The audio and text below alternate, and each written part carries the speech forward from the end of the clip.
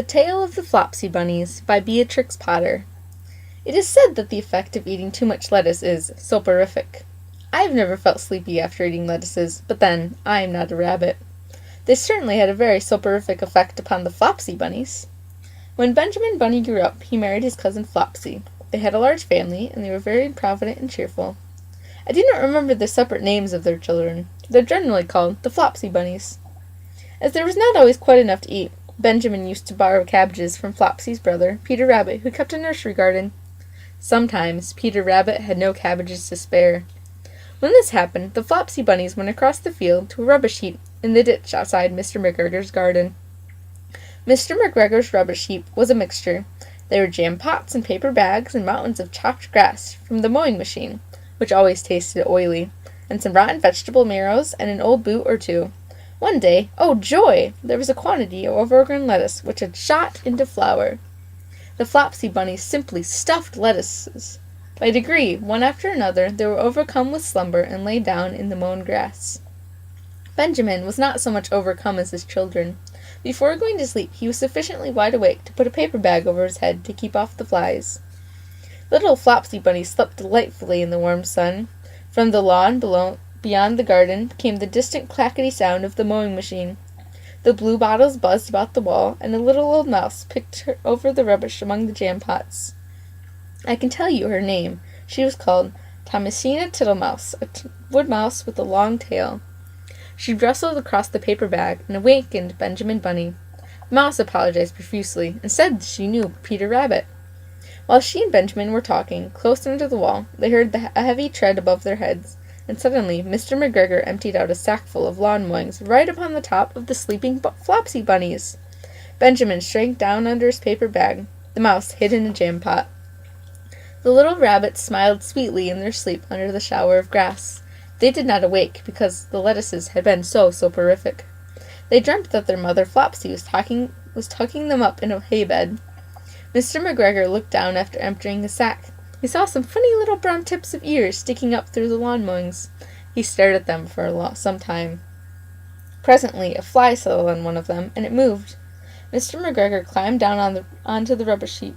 1, 2, 3, 4, 5, 6 little rabbits, said he as he dropped them into his sack. The Flopsy Bunnies dreamt that their mother was turning them over in bed. They stirred a little in their sleep, but still they did not wake up. Mr. McGregor tied up the sack and left it on the wall. He went to put away the mowing machine. While he was gone, Mrs. Flopsy Bunny, who had remained at home, came across the field. She looked suspiciously at the sack and wondered where everybody was.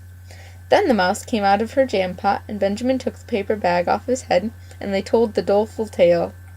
Benjamin and Flopsy were in despair. They could not undo the string. But Mrs. Tittlemouse was a resourceful person. She nibbled a hole in the bottom corner of the sack. The little rabbits were pulled out and pinched to wake them. The parents stuffed the empty sack with 3 rotten vegetable marrows, an old blacking brush, and 2 decayed turnips.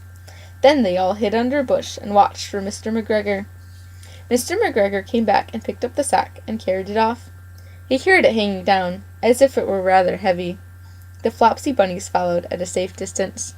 They watched him go into his house, and then they crept up to the window to listen. Mr. McGregor threw down the sack on the stone floor in a way that would have been extremely painful to the Flopsy Bunnies if they had happened to have been inside it. They could hear him drag his chair on the flags and chuckle. 1, 2, 3, 4, 5, 6 little rabbits, said Mr. McGregor. What's that? What have they been spoiling now? Inquired Mrs. McGregor. 1, 2, 3, 4, 5, 6 little fat rabbits, repeated Mr. McGregor, counting on his fingers. 1, 2, 3. Don't be silly. What do you mean, you silly old man? In the sack. 1, 2, 3, 4, 5, 6, replied Mr. McGregor. The youngest Flopsy Bunny got upon the window-sill. Mrs. McGregor took hold of the sack and felt it. She said she could feel 6, but they must be old rabbits, because they were so hard and all different shapes. Not fit to eat, but the skins will do fine to line my old cloak. Line your old cloak, shouted Mr. McGregor. I should sell them and buy myself baccy. Rabbit tobacco, I shall skin them and cut off their heads. Mrs. McGregor untied the sack and put her hand inside. Then when she felt the vegetables, she became very, very angry. She said that Mr. McGregor had done it a purpose. And Mr. McGregor was very angry, too. One of the rotten marrows came flying through the kitchen window and hit the youngest Flopsy bunny. It was rather hurt. Then Benjamin and Flopsy thought it was time to go home. So Mr. McGregor did not get his tobacco, and Mrs. McGregor did not get her rabbit skins. But the next Christmas, Thomasina Tittlemouse got a present of enough rabbit wool to make herself a cloak, and a hood, and a handsome muff, and a pair of warm mittens. The end.